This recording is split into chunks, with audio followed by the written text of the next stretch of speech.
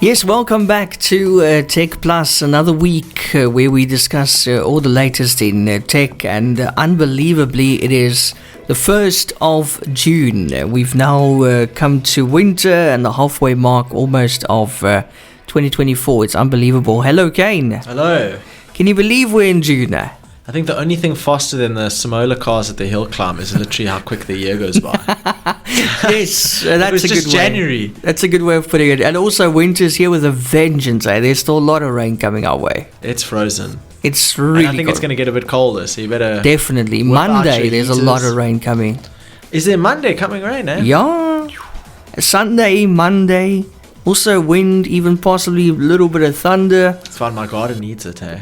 My JoJo's getting empty. You got a new garden now. Have you got a nice garden at your new place? I do. That's very indeed. Nice. Gardens I've got a are JoJo important. as well, so I don't feel JoJo bad tank. using Like water that. anymore. It actually impresses me how much water those things collect. Like, genuinely, maybe to some they're like, oh no, come on, we've been using a JoJo forever and it's total sense. But for me, I mean, I didn't expect a gutter to collect that much water. And what a fancy invention a gutter is, eh? Prevents your water from running down your walls. You can thank the gutter for your clean house, basically, which is, I think, very, very actually a good use of capturing something that would otherwise not be available to you if you didn't have a gutter system going into a JoJo or something like that. So that's very, very cool. And your backup thing that you used to use, what's it? You got a UPS, eh? Or what you call that? Like a backup of an alternative power system. Yes, that thing's probably wondering what's happening, why you're not using it. Because do you know that it's now the 66 day mark now? It's insane. Of no load shedding. Almost doesn't feel real. Are we suspicious? I don't know. I'm a bit nervous about what's going to happen next week. Because, now that the elections are over, things really, really change very quickly. The thing is... And winter's here, so they just blame winter, man. So the thing is, remember, we actually had Eskom make a statement, and they were like, the end of load shedding at the moment isn't because of elections. So it would look pretty suspicious if load shedding were to come back in the next 7 to 14 days. Oh yes. So they almost have to keep it going, even if there's a problem. You gotta kind of have to. You gotta die with the lie. Otherwise, it's gonna be a bit suspicious. So I'm just saying, if I have to start using my alternative power system, then I'm going to start thinking that it might have had something to do with the elections. That thing's just standing there now, wondering what its purpose is. What's the meaning of life? It still has full battery. I haven't put it on charge again. It's awesome that, they're just full now, and they were used so much, eh? But, I mean, the good thing also is it prolongs its life now. Yeah. The batteries last longer now because I think if you were to have gone through all that load shedding, there would have been many, many cycles where the power would have been depleted and refilled, depleted. So we definitely got a bit more life out of it. I'm just happy there's no more load shedding. I almost forgot what load shedding was. You want to say that very lightly, because load shedding has a way of coming back when you speak its name. Yeah. So we've mentioned it twice. We're not allowed to mention it a third time on the show. Yeah, but everybody's switching on their heaters. That's the problem. Because it's so cold now, Ish. Speaking of cold and water and gutters, the Seacom cable off the coast of East Africa under the water has been repaired, apparently. Is it fixed now? Okay. According to some observations in the space, Seacom was damaged in early May 2024, along with the Eastern African Submarine System, or ESSY cable. My Broadband asked Seacom to confirm whether the faults had been repaired, but it hadn't provided any feedback by the time they wrote a particular article on their site. So, at least from some point of view, we believe that it's been repaired. But you know what's crazy to me is, even though we have these massive breaks in essential system infrastructure that is literally a cable that goes from one continent to another, I think some people would have trouble. I know I have trouble kind of coming up in my mind with an image of how long this cable must be. When we flew from Johannesburg to France, or even when I flew to Dubai, that trip up Africa takes a long time, and you're moving at just short of 1,000 kilometers an hour, maybe 940, 950 kilometers an hour, and you travel for 8 hours, and you travel up Africa. So can you imagine how long this cable must be? That's unthinkable. And it's like, my question is, do they have like 10 rolled up cables that are very, very long? Do they have 100 rolled up cables that are a little bit shorter but still very, very long? Is it one massive cable? Because my Yeah. fiber guy came around to the house to check that our internet speed was all right, and we had lost 10% of the internet speed or 25% of the speed occasionally. It wasn't as fast as it should have been. And he did some tests and he checked this and he checked that and he couldn't quite figure it out. And then he looked at the cable and he saw that the cable, which is a very thin cable, looks like a telephone cable that comes from your fiber ONT, well, from the fiber box in your house to the fiber ONT. It's like a tiny little yellow cable. It had the most minuscule of kinks in it. Like, Wow. I'm talking just a little kink. Like, it looked more like a bend than a kink. And that was the reason that the internet slowed. So you're talking about a very fragile cable that's under huge amounts of pressure and has to be laid flat. There can't be breaks in the cable. There can't be anything. I mean, hats off to the guys that made sure that's happening, right? You're so sensitive, those things as well, eh? I'm pretty sure this thing must be under some severe protection, but obviously not enough to protect itself from an anchor being dropped on it or pulled across it or Yeah. something. That seems to snap the cable quite easily. In other news, we're taking a look at Netflix and Showmax. They apparently are extremely popular in South Africa. How many Netflix subscribers do you think there are out of South Africa at the moment? Is it more than 1 million? It is. It's actually quite a bit more than 1 million. Not quite as much as 10 million though, but a little bit short of that. 5. 6.3 million South Africans. Wow, that's watch actually Netflix. impressive, eh? That is quite a number. Now, how many people do you think watch Showmax? Oh, it can't be that much. What would your guess be at? Maybe they've got like 1 million. You think 1 million? Uh-huh.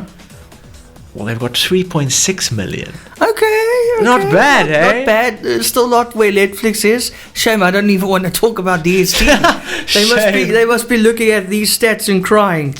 I don't think they're doing very well. But No. apparently, a survey was done across 8 million people, of which 55% were male and 45% were female. 55% resided in metropolitan areas and 30% in rural and urban areas. And apparently the foundation noted that streaming penetration has reached 19% in South Africa. So 19% of South Africans stream content. I would have thought it's more than that. Yeah. I mean, 9 million people, hey? 9 million people are streaming. I wonder how many are, what would be very interesting to me, how much of the 6 million South African Netflix watchers also have a Showmax account. I think there's an overlap there. That might be why it's 20%. Yeah, only. definitely. But I'm still surprised by the sheer number. I mean, that's a big number, hey? Yeah. If you have 6.3 million customers out of one location, it's a pretty important location. I think we could expect to see some more South African content on Netflix with stats like that. I definitely think it's likely. I mean, we saw some stuff like Hot or Not, where there was a South African Hot or Not or something like that, where they were based in Gauteng, which was quite interesting. Maybe it was a different show. But that's not the only thing in South Africa that is getting a bit crazy. DSTV is obviously in a bit of an existential crisis because of this whole streaming thing that happens. Apparently, the Department of Communications and Digital Technologies recently said that streaming services like Netflix and Spotify pose a threat to the South African broadcasters. They went on to say that on-demand music and video online streaming services are seriously disrupting the industry globally. This is what they stated in an annual performance plan for 2024-2025. It remarks, come 5 years after the industry regulator ICASA proposed interventions to break MultiChoice's dominance in several key areas, the regulator launched an inquiry which concluded that MultiChoice dominates South Africa's subscription broadcasting market in several key areas. It proposed several remediaries, including forcing the unbundling of certain high-value sports rights and the limiting of the number of Hollywood studios with which a broadcaster may have exclusive agreements. It also proposed that satellite decoders should be interoperable with multiple services. MultiChoice hit back at ICASA's draft findings, launching legal actions against the regulator. It warned that over-regulating South African broadcasters would put them in a major disadvantage to international streaming giants Netflix and YouTube. And it was kind of true. They've definitely... DSTV is in trouble. I don't even know how you go about being a DSTV trying to gather exclusive rights to share certain content on your platform when you have Amazon Prime, They were coming in, they're like putting on a paycheck. Netflix is coming in and upping that paycheck. Occasionally Disney is coming in and upping that paycheck. And then you've got Showmax and DSTV are like, what do we do now, you know? So it's going to be an extremely interesting run for them. I'd be interested to know who's still got DSTV and who's watching it, and if it really is just sport that's keeping that heart Definitely beating. just sport. That's crazy, because sport's coming to Netflix now. You see, it's just a question of time before they lose that grip on the sport as well, and then that's it for DSTV. Because that's all that's keeping them going right now. Because that's all that keeps the premium people subscribed, and that's what they basically make their money off. The premium subscribers are very You're not on important. the DSTV anymore, eh? I've got the family one that I share. Oh, really? Family in Cape Town, so... Oh, so you use DSTV now? I just log in, yeah, but barely. There's nothing to watch. What was the last thing you watched on There's nothing DSTV? to watch. My mom watches soapies. Okay, and you? Or one soapy. What was I the watched last the thing you soapy with watched? her. Oh, is that the last thing you've watched? Yeah, on DSTV. Have you watched anything else other Nothing than the soapy? nothing on DSTV. It's all Netflix, baby. Netflix. What you watching on Netflix at the moment? What's it called? Oh Lord. You won't remember now. Now that you're thinking about it, it's gone.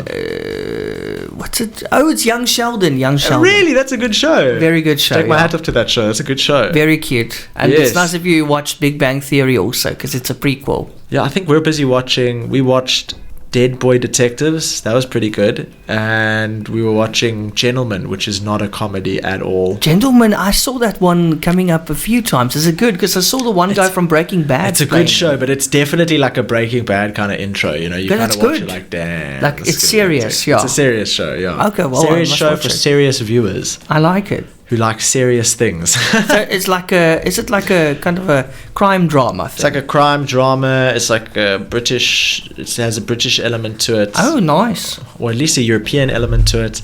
That's And very nice. it's all about good people in the wrong place becoming bad people, I guess. But also trying to That be sounds good a lot people. like Breaking Bad. It is. That's what I'm saying. It's got must be good. Page out of Breaking Bad. That's for sure. Wow. Now, here's something that's actually truly is Breaking Bad, depending on who you are and who's looking at it. But Takealot apparently has smashed Amazon and Woolworths in the tech price comparison. But before we get into that, I heard that you had a delivery that successfully came through. You didn't hear it, you can see it. And Kaine noticed it as well, because we got some nice, what do you call this? I'd call it soundproofing foam. Acoustic foam panels? foam panel, yeah. From Temu. Temu of all places. Because remember, I don't know, did we mention on air that I got something from We Temu? did, And then we you did. said, okay, so it took 2 weeks to get here, and it came in a really small packet. I thought they actually forgot the stuff, but the way it was rolled up and spaced and everything was amazing.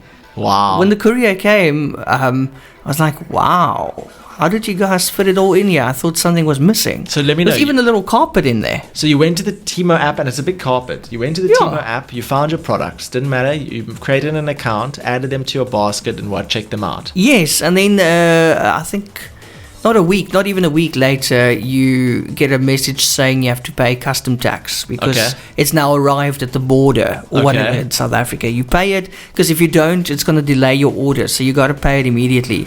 And on my 500 Rand order, it was about 90 Rand, which is not bad at all. I mean, when you Well, I consider the don't- total price what- of the order, it's what? If it's 20%? Yeah. Sure. Yeah, is that a lot for you? It's not really. 20% I was isn't kind really of expecting that much. that, yeah. 90 Rand, but remember when you're spending 50,000 Rand, it's 9,000 Rand. Yeah. So that's a bit of a True. more. You gotta, But listen, all in all, very happy with it, eh? The quality, like you said, the exact same thing I got for 400 Rand on Temu, you can get on Takealot for 1,200 Rand. So you save 800 Rand. Yeah, that's it's a proper savings. So if you want it now, yes, Takealot. If you want it 2 to 3 weeks later, maybe a month, Temu, and you save money. I think the big difference comes in the fact that if you were prepared to spend the Takealot price, which was 1,200 Rand, and you were getting 12 acoustic panels, what the reality is, if you were willing to wait 2 weeks, instead of 12, you're going to get 36. And the quality of these is actually better than the one that's on Takealot, which is quite crazy. Yeah, and it's so nice and soft, and I'm really happy with the quality. And for our listeners, I'm sure you can hear the difference as well. Because last week it still sounded like we're in a bathroom. A Coca-Cola can. Our favorite place to record up until now. and then now it's more direct and everything sounds a bit better. So I really like that, and also makes the space a little bit warmer as well. I don't know why, it just kind of makes it feel that way. So speaking about getting deliveries, my girlfriend hit me up the other day. She's like, I bought something on Amazon, and this was 2 days ago. It arrived today. In the biggest box I've ever seen in my life. Oh, they also love their boxes. Oh, bro, this was a big box, bro. I thought they're delivering a car. A very small car. A car. And it arrived. It's Tuesday. And it took only 3 days, which is... Wow, that's really cool. That's really fast. So is it from Amazon South Africa? That is from Amazon South Africa. It's your first order from them now? First order from them. Are you it happy? Arrived in 3 days. I mean, the size of the box suggests they definitely have box money. You know, when you have that probably box gets money. smaller with like take a lot. You know, when some business is big and they start having box money, it's like they have no shortage of boxes. Yeah, there's people making fun of Take-A-Lot for all the boxes they send you. Sometimes the boxes are empty, or you have like a pen coming in one box. Yeah. They keep that thing safe, you know. Yes. Okay, so Take-A-Lot and Amazon we just spoke about, and Temu, but they recently did a price comparison between Take-A-Lot, Amazon, and Woolworths. This is My Broadband. So do you want to hear some of the price differences between Take-A-Lot, Amazon, and My Broadband? So a Sony PlayStation 5, Take-A-Lot, 14,000 Rand. Amazon, not being sold at the moment. Woolworths Connect, 12,000 Rand. W Connect. Wow. So that's Woolies is winning there with a saving of about 2,000 Rand. Really not bad. I mean, 12,000 Rand for PlayStation 5, pretty competitive price, no matter how you dice it. For the PlayStation 5 Disc Edition Slim, so the first one that we mentioned was the digital edition, no disc. The second one that I'm mentioning now has the disc. That is 13,000 Rand on Take-A-Lot. Amazon does have it for 13,000 Rand as well, a difference of 2 Rand basically. And Woolworths Connect has it for 14,000 Rand. So we're seeing Take-A-Lot take the cake there, beating Amazon out by 2 Rand. Don't mess with Take-A-Lot, they'll undercut you at whatever costs. The Xbox Series S, not being sold on Amazon, but on Take-A-Lot 7,000 Rand. And on Woolworths Connect 8,000 Rand. So Take-A-Lot winning again against Woolworths Connect and Amazon. The Xbox Series X Diablo 4 edition is going for 15,000 Rand on Woolworths, 14,000 Rand on Take-A-Lot, and 13,000 Rand on Amazon. So Amazon coming in with a winning deal there. Yeah. It's very mixed at the moment. It is mixed. 2 for Take-A-Lot, 1 for Woolworths Connect, and 1 for Amazon. Let's see what else we got. Samsung Galaxy Buds Pro. You want to look for some Galaxy Buds? 4,000 Rand on Woolworths Connect, 6,000 Rand on Amazon. No. And 2,700 Rand on Take-A-Lot. Ooh. That's a bargain. That's a bargain. That's a good deal. That's a good deal. Samsung Galaxy Watch 6 Classic 43mm, not being sold on Amazon. 9,300 Rand on Woolworths Connect. 7,500 Rand on Take-A-Lot. So we literally have 4 for Take-A-Lot, 1 for Amazon, and 1 for Woolworths Connect. Here we have the Apple Watch Series 9 going for 13,300 Rand on Woolworths Connect. That's the GPS and cellular version, 45mm. 12,900 Rand on Take-A-Lot and 12,900 Rand on Amazon. So we've got a tie between Take-A-Lot and Amazon. And we've got the Apple AirPods 3rd generation, 3,700 Rand on Take-A-Lot and on Amazon. Unfortunately, Woolworths Connect, 4,000 Rand. So that's another point there, tied between Amazon and Take-A-Lot. And finally, we have the Apple iPhone 15 Plus, 128 gigabyte, going for 23,000 Rand on Amazon and Take-A-Lot, and 22,000 Rand on Woolworths Connect. Now that's very interesting. I mean, Take-A-Lot obviously winning there, but can we just stop for a second and appreciate the fact that we have 3 relatively big e-commerce giants operating right now with a mixed bag of pricing? Meaning, if you do shop around, you're going to get a better price, and if you don't get a better price, you know you have the best price. Not bad.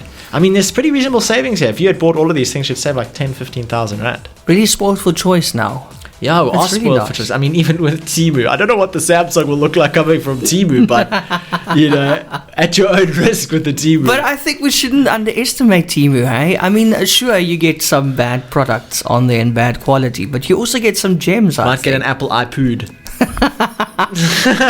Je Bluetooth device. Your Bluetooth device is connected. Successfully. That's so funny. We did the tech show last week, and I went into the shop. I think I went into Total Sports in Ireland, and then here's this, You heard super foreign. Your Bluetooth device needs Was to it be on the connected. show? Did you It hear was it like on the speakers for the whole shop. I was like, obviously, I hear it now. Oh, well, that's so cool. That is funny, eh?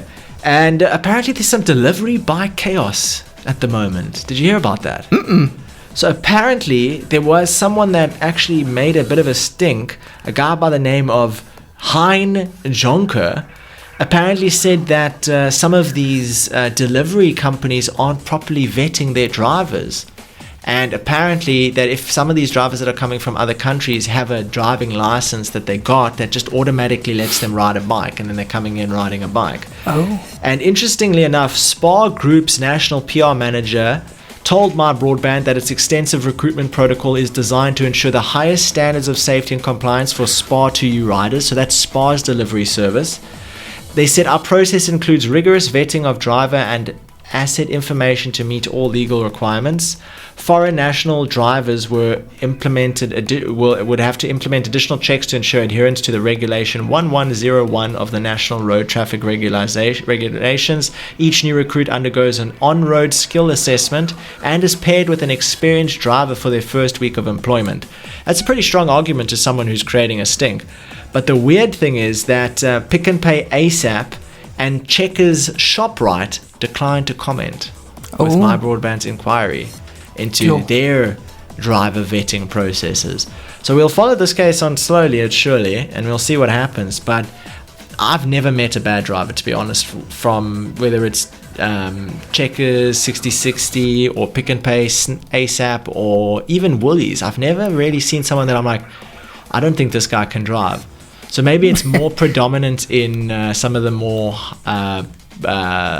populated areys. Actually drive really well. They drive fine, yeah. Those Checkers scooters, because they just go whoosh through the traffic. Like everybody's standing still and they just swish through. And in traffic. all honesty, have you ever tried to attach something heavy to the back of your bike and drive it? That's actually difficult. It requires some skill. Sometimes they battle to start the bikes, but that's a different story. Some guy delivered to me 4 5-liter waters in the back of his bike. Wow. With other groceries. I mean, that's 20 kgs of liquid. Liquid that's pretty cool. Reacts funny on your balance. But I'll tell you, after the music this week, I had my first kind of less pleasant experience with my Checkers guys. Oh, I'm ready. You're going to tell me about it. Let's go for some music. Cool. And we're back with TechPlus. If you just joined us, hello to you and welcome. It's Eon and Kaine with you on this Saturday, discussing all the latest in tech, and hope that you're keeping nice and warm with the big cold front here in the Western Cape and other parts of the country, sweeping through the country as we speak, and more on the way tomorrow and also on Sunday. So just before the music, we spoke about delivery vehicles and delivery vans, and more and more of these predominant nowadays. Anyway, so this week, as Kaine knows, and I'm sure our listeners will also know by now, that I like my Checkers 6060. I use them once or twice a week. And this week, I would say, was the first kind of negative experience where one of the drivers lost a bag, or he didn't bring that bag from the store to my place. Oh, wow. So I was missing some products, and I had to go on the app and then request refunds for it. You have an option. So you say submit issue, and then you click on the product that's missing, and then you click on missing product, and it credits your 6060 wallet. And then you can order it again, but then you got to pay for the delivery again, which is not nice. So you get it back, but if you wanted that product right now, and maybe you ordered it late during the day, That's it for the day. You're not going to get that product. You can only order again in the morning. So if you needed it tonight, Yeah, if you like have a 7-ingredient meal you're making and 3 of the ingredients are missing, you got a bit of a problem. So they actually lost my hot dog buns as well. No, just sat there eating Viennas like this guy. Yes, and my milk, the milk was quite important, so I wasn't impressed at all. And also some sweets that and they also lost 2 pies. Jeez, the midnight snacks, bro. Yes, but I saw a poll this week, and actually, I'm glad we're talking about this now because I want to get your take on it. How will we shop in the future? How about the following options: instant 3D printed products at home. Imagine. That's interesting. Subscription-based clothing libraries. Drone delivery within minutes. Virtual reality fitting rooms. And AI shopping assistants. So I'm thinking AI shopping assistants and drone delivery within minutes. That's a bit more realistic. How about this instant 3D printed products at home? All 3 of those, yeah. How would that even work? I would say the other 2 are much less likely, like virtual reality fitting rooms and things like that. Yeah. That is going to be something that's available to the customer that wants it. But I think to the customers that don't care whether they have it or not, what they're going to experience is for sure drone deliveries. Like absolutely. There is no doubt in my mind that there is going to be drone deliveries. We actually have a story about drone deliveries today that we'll talk about, which is very, very interesting and directly in line with that. 3D printed products, very likely. Incredibly likely. There's become more and more complex printing that's happened, and a lot of the trend nowadays, or not even a trend, just a macro utility that people have been expressing, is the ability to create custom products that are 3D printed objects that help make their life easier. I saw one where it was a 3D printed magnet thing to put on your fridge, so your phone can sit there on the front of your fridge, so when you're doing recipes and stuff like that, or inventory, it's super easy to do. There's all sorts of utilities. There's camera holders that also have been used. There's things that can be, have you ever seen that magnet thing at the back of a phone that holds cash? You can do that with 3D printing. You can make, custom tubing for cabling. You could do a lot of things with 3D printing. I imagine that what you might end up doing is you might be buying a design for your 3D printer at home. So you'll browse a store and you permanently purchase the blueprints to a product. So you can, let's say cute cable holders for your desk, right? You could pay 25 Rand for 5 and you get 5 cable holders for your desk. Or you can spend 250 Rand for the printable blueprint and just print as many as you want forever. I could see that happening. But Kaine, in terms of grocery shopping, can you print a tomato, or is that not going to work? 3D food processing. Does it even exist? I think it won't taste like the real thing, I'm sure. Let's say it did exist. Oh, that's people weird. would do it who were starving, but people who weren't starving and had enough money wouldn't, because there's going to be this divide between people who are organic and people who are not. So yeah, what about the nutritional value? And you're going to see weird things like a square tomato. Tomato that's the shape of a banana. Oh, that's terrible. Oh, what an image. Oh, that was very graphic. Talking about an image, do you know what PayShap is? Yes, more and more people using it apparently. Yes, so PayShap's system has recorded 30 million transactions valued at 20 billion Rand since its launch. So what it does is, this is what I love. I love technology like this. All it does is it links your bank account to a mobile number. Yeah. So you tell someone, just pay me via this mobile number. And they can pay you to your bank account. It's that simple, and that's why it works. And that's why it has a lot of users. Who wouldn't use that? Exactly. If I could just give you a mobile number instead of my bank account.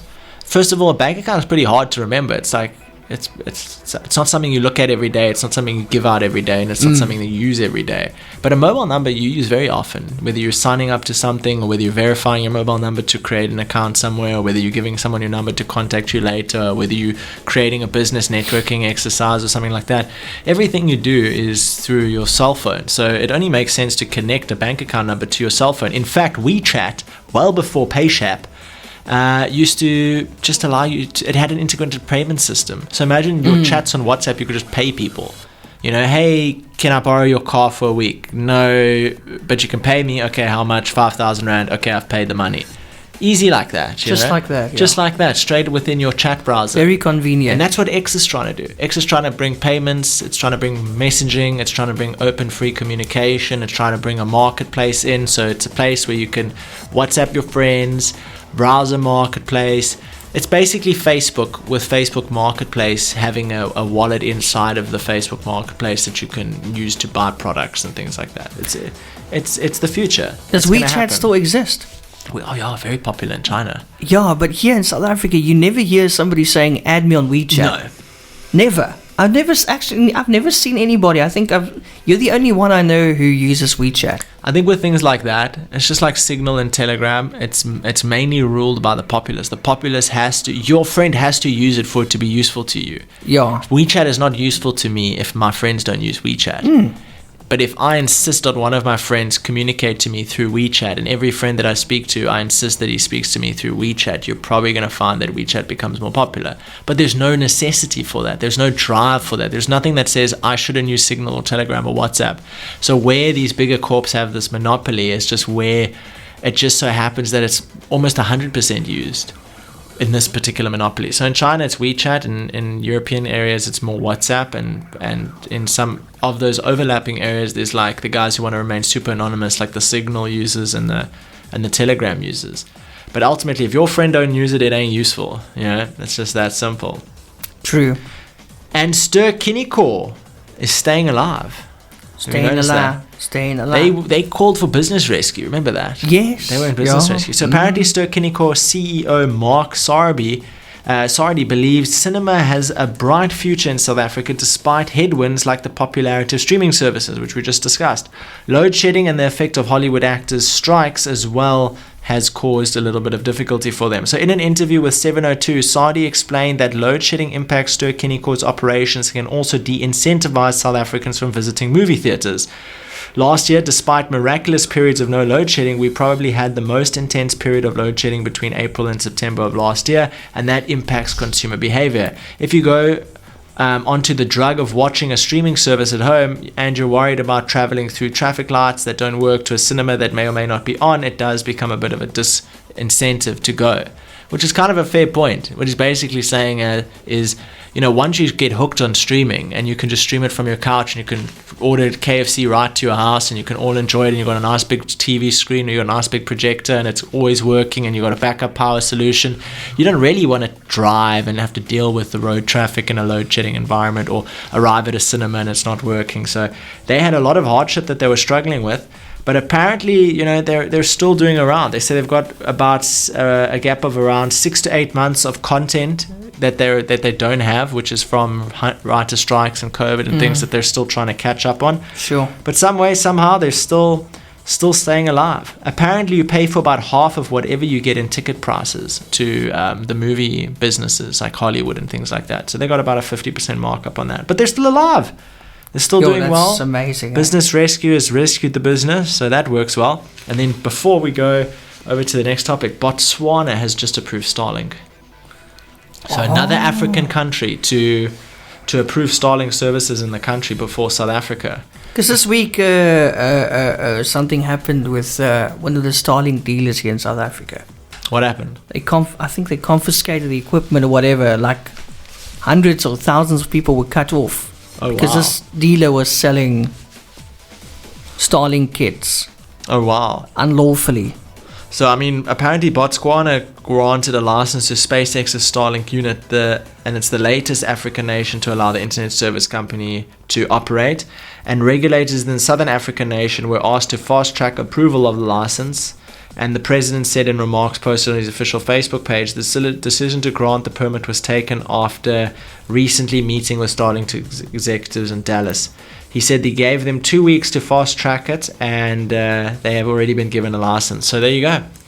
They're busy. Sure. Now there's another country. That's how it should go, man. And they did it for farmers and people in more than difficult broadband regions to connect. And apparently it's all working well. So they should expect to start seeing Botswana residents getting Starlink. What that also means is Botswana is a new place that can export Starlink tech to South Africa for South African residents to use on the roaming deals.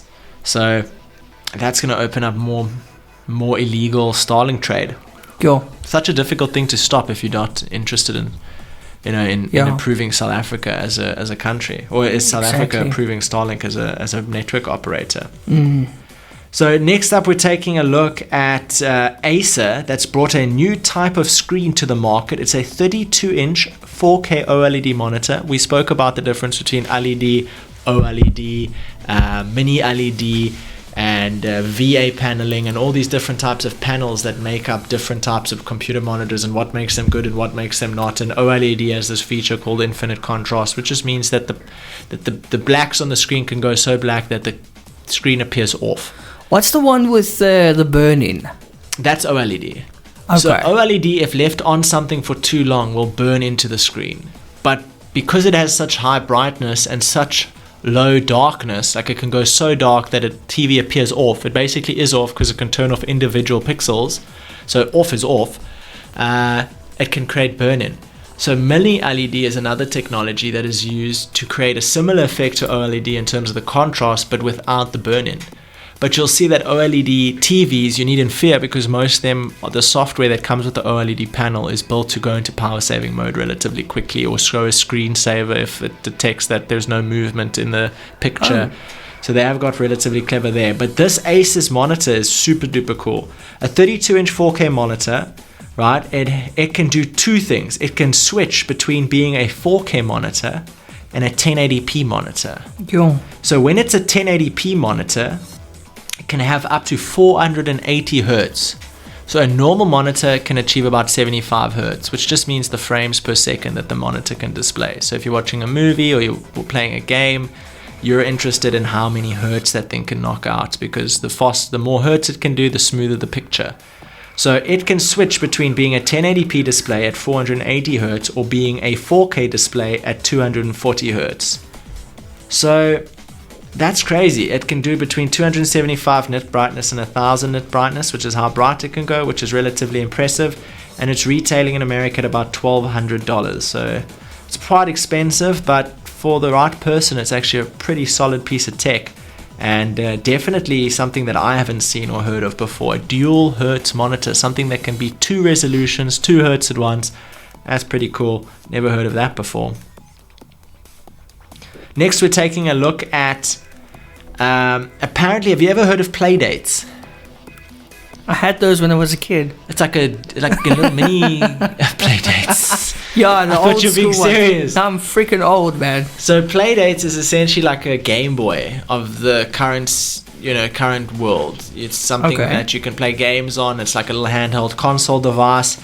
Well, apparently Playdates ordered a massive amount of their stock, about $400,000 worth of their stock, and FedEx delivered it to a construction site that was down the road from them. So FedEx delivered $400,000, or about 8 million rands worth of stock, to the wrong place.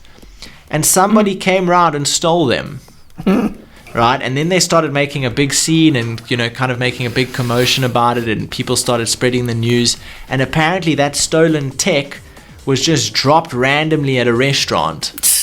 So, note to self, if you ever lose 8 million rand of stock because your courier company delivered it to the wrong place, just make a noise, because they're very likely to give it back, because it's very difficult to hide that much stuff, Yeah. At $40 a unit, at $400,000 is quite a number of units in there that are basically all stolen.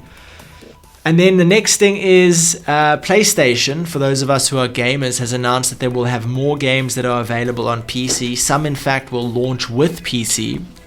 Some of those games that you can expect we'll get into in a moment, but it's quite popular titles. And apparently OpenAI has closed its deal with Apple. So Apple held talks with both Google and OpenAI about integrating their chatbots into iOS 18. According to Bloomberg, it looks like OpenAI won. The pair plan to announce the news at Apple's developer conference, WWDC. The information confirmed per a source that the deal had been secured, adding that Microsoft CEO Satya Nadella is concerned about how it could conflict with their partnership. Because those of you who don't know, Microsoft obviously invested a considerable amount of money into OpenAI. So OpenAI basically getting into a deal with Apple is a pretty strange thing for Microsoft to have to deal with, because they're capital injecting huge amounts of money into the business, and that same business is partnering with what is somewhat a competitor to Microsoft. So we're going to see how that plays out. We also have a new movie coming to Netflix, a new series. It's called The $1 Million Secret.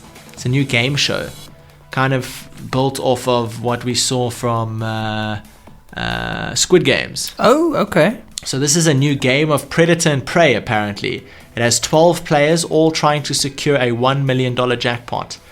So Netflix has a new game show on the way called The $1 Million Secret. Netflix says the 8-episode series will set 11 contestants on a hunt for a 12th one who's been given a $1 million prize in an effort to be the last person standing. So you've got 12 people hunting for a 13th person. Right, the show seems to be aimed at the same audience that made the similar dystopian Squid Games, as well as the 15th most which is now the 15th most watched TV show on Netflix in the second half of 2023, with over 33 million views. Once the $1 million prize holder is found and eliminated by another contestant, the money goes to them.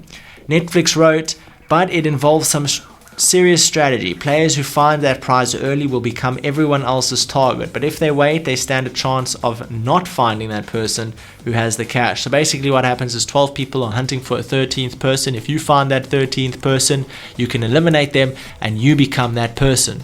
But that means you've now got 11 other people who are going to come try and find you. Ooh. Last man standing gets $1 million. So that sounds like an nice interesting concept. show. Yeah, I like it. Speaking of which, is it time for music break? It sure is. Let's go for some music.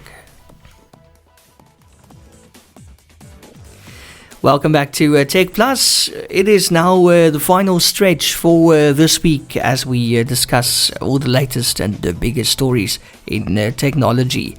Kaine, what have you got for us next? This was crazy. Apparently, 2 Samsung workers were exposed to radiation, the Nuclear Commission says. Ooh. So apparently the employees were hospitalized for abnormal radiation symptoms in their hands. Oopsie. So this gets crazy. Where did this come from? Listen to this. So Samsung is under investigation after 2 employees were hospitalized following exposure to X-rays on May 27th. South Korea's Nuclear Safety and Security Commission, or the NSSC, announced the exposure took place at Samsung's Jingyung chip plant about 25 miles south of Seoul. The 2 employees were exposed while using a machine that blasts materials with X-rays in order to analyze them. Both showed abnormal symptoms due to radiation exposure on their findings. The NSSC writes in its release, the agency says their blood test came back normal, but it plans to conduct a follow-up testing. Use of the machine has apparently been suspended, and the agency says it plans to figure out exactly how much radiation they were exposed to. Imagine you're exposed to radiation, you don't quite know how much radiation you've been exposed to, but your blood works fine. So Samsung said the employees experienced accidental exposure to X-rays on their hands in a statement to CNBC. It further told the outlet that it's supporting the employees' treatment and is cooperating with authorities. Meanwhile, the NSSC says it will take further measures if it finds that Samsung has violated any safety laws, which I agree with. It's not the first time Samsung has been implicated in its employees' radiation exposure. Listen to this. The South Korean government linked the cancer that took the life of one of its company's former employees in 2012 with radiation and chemical exposure during her time at one of the factories. The company apologized to workers who developed cancer in its factories and set up a fund to compensate them, as well as families of deceased former employees in 2015. So this isn't just one time, man. Someone's died from this. Employees are getting paid for this. There's been some serious radiation danger problems pay. at Samsung. I mean, wow. I need really good danger pay. What is your danger pay? It's third arm pay. Too much radiation. Third arm pay. Oh, that's funny. Eye. It doesn't Fifth blink. one, jeez. No, it's crazy. I mean, you go look at stuff from radiation areas that are absolutely absurd. Did you know that in one of the radiation areas in Chernobyl, they've actually gone back to Chernobyl and they've taken samples from all over the place? I mean, there's animals in Chernobyl that live. There's not many humans in the most dangerous areas. There's actually a place deep inside Chernobyl underground where there's a whole bunch of nuclear waste kind of leaked out, and it's called the elephant foot because it literally looks like a giant elephant's foot. Oh my word! And after all these super years, dangerous, super duper dangerous. Can you believe it's still there after all these years? Some of the fish have 2 mouths. No. Some animals, two heads, extra limbs. Get It's out of pretty town. wild. No, man, that's Yeah, creepy. absolutely, it's wild. That's creepy. And they found a worm that's living in Chernobyl that has developed a complete immunity to radiation. And they're currently studying this worm. So what that really means is that if we ever find a cure to radiation, it will be because we, as a humanitarian civilization, destroyed our own selves with a nuclear bomb to create the radiation that led to the cure to radiation in the first place. So that's a full circle. That's really, I can't believe that it's still so. How many years will it still be like that before it actually fades, or is it like forever? That's it. It's what they have what's called a half-life, and as far as I understand, the half-life duration pertains to how long it remains seriously, dangerously radioactive. Yeah.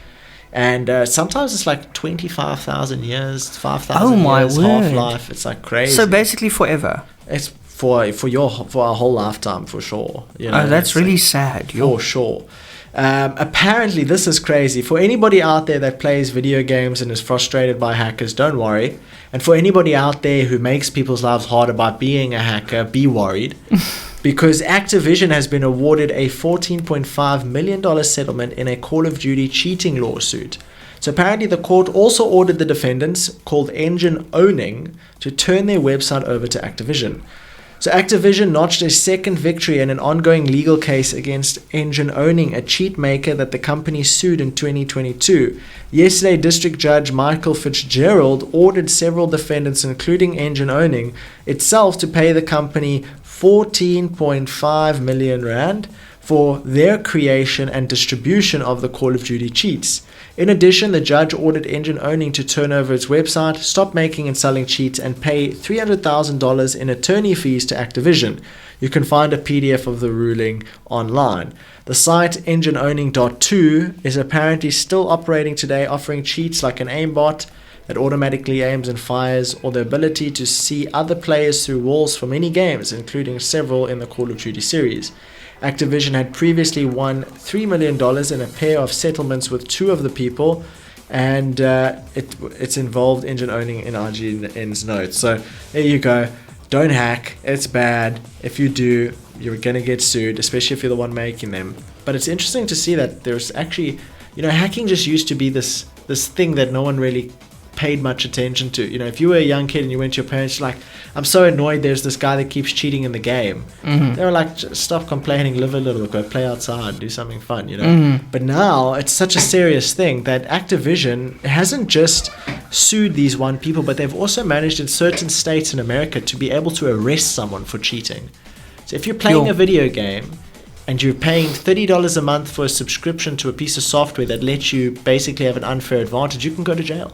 So that's another full 180 to what I remember when I was a kid. Yeah. Hey, how crazy is that? And Jeep? Would you ever get a Jeep? Yeah, sure, why not? So Jeep's first full electric vehicle for the US has just been announced, starting at about $72,000. So that'll be in the US. And here's something very interesting as well. Did you know that there are about 3,000 electric cars in South Africa at the moment? Yo, okay, that's not bad. What do you think? Is that a good number? Well, expecting more? I mean, it's got to start somewhere, doesn't it? Yeah, it's not bad. So apparently, despite the accelerated uptick of EVs in South Africa, electric vehicle adopters should not be concerned that they won't have to wait long in queues to use public chargers in the near future. So obviously, the more electric cars we have and the more popular electric vehicles become, the more pressure it puts on our existing infrastructure. So if more people are buying EVs but no new people are putting in electric chargers, you're going to end up in a situation where people are waiting to charge their vehicle. But apparently, that's not the case. Apparently, out of all electric vehicle charging situations, only 1% of them revolve around an individual waiting to be able to charge their electric vehicle. And my argument to that is, well, that makes sense unless you're in the garden route area where each place has one electric vehicle charger, like minimum one vehicle at a time. Otherwise, you'd be waiting for sure. Yeah. But apparently, we're not at the peak of our infrastructure yet. Listen to this. This is the fully electric car sales in South Africa between 2018 and Q1 2024. In 2018, we had 58 sales for electric vehicles. In 2019, 194, 2020, 92, 2021, 220, 2022, 502, 2023, 929, and the first quarter of 2024, we're at 330, estimated to be about 1,200 this year. And that leaves around 3,000 cars at the moment that are currently electric in South Africa. Pretty cool. And on that note... On that electric note, it's time to say goodbye. Kaine, thank you so much. Another great show. Thank you very much for having me. And thank you to everyone listening in. We'll see you same time, same place next week. And have a good weekend and stay nice and warm and dry. Stay warm and dry. Cheers. Bye-bye.